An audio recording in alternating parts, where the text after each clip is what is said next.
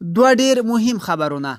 تاجکستان او افغانستان په کومو اړیکو خبرې کړې دي او طالبان ولې پاکستان ته لاړل. ویډیو تر اخره را سره وګورئ، په ډیر څه به پوه شئ. تاجکستان د سولې پروسه کې د ولسمشر غني د دریځ ملاتړ اعلان کړ.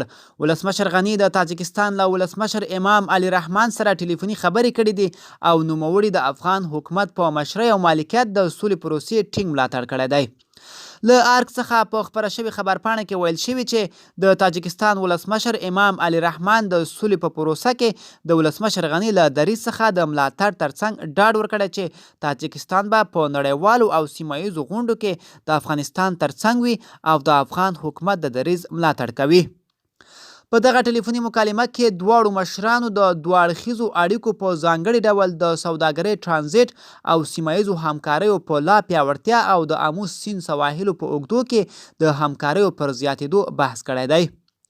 ولسمشر ویلي د افغانستان او تاجکستان سرحد د دوستۍ او پرمختګ په نقطې بدلیږي او د دواړو ګاونډیو هیوادونو ترمنځ به د دوستۍ او ښو همکاریو بیلګه وي. امام علي رحمان ولسمشر غني ته د دوه اړخیزو او څو اړخیزو اړیکو همکاریو د پراختیا په موخه تاجکستان ته د سفر بلنه ورکړه او ولسمشر غني هم منلې او هغه ته یې هم افغانستان ته د سفر بلنه ورکړې ده. د دواړو ولسمشرانو هوکړه کړې چې د افغانستان د بهرنیو چارو سرپرست وزیر محمد حنیف اتمر په مشرۍ به په نږدې ورځو کې بین الوزارتي پلاوي تاجکستان ته سفر وکړي او د دواړو ولسمشرانو کتنې ته د زمینې او د لا زیاتېدو همکاریو اجنډه برابرولو باندې په کار وکړي.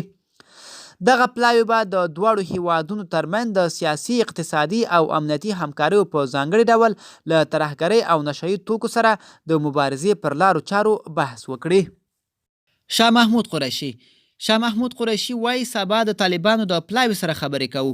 د پاکستان د بهرنیو چارو وزیر وایي طالبانو ته یې پاکستان ته د راتګ بلنه ورکړې او د هغوی سره په تماس کې پاتې شوي او سبا به ورسره لیده کاته کوي چې ترمنځ یې کومې خبرې وشوې هغه به بیا شریکې کړي. د ځایي مطبوعاتو تر مخه د طالبانو پلاوي پاکستان ته را رسېدلي خو په سرکاري توګه په دغه اړه کوم بیان مخې ته نه دی راغلی. په قطر کې د طالبانو دفتر ویان سهیل شاهین پرون په ټویټر ویلي چې د ملا برادر په مشرۍ د طالبانو یو هیئت به د پاکستان د لوړپوړو چارواکو سره د افغانستان د سولې پروسې پر وروستیو جزئیاتو په پاکستان کې د افغان مهاجرینو او د دواړو ګاونډیو هیوادونو ترمنځ د ولسي تګ راتګ او تجارت د اسانتیاو برابرولو او نورو اړوندو موضوعاتو په هکله خبرې وکړي. ملګرو، دا به زمونږ چمتو شوی ویډیو. د لا ښکلي ویډیوګانو لپاره زموږ چینل سبسکرایب کړئ او تر بلې ویډیو ښه وخت.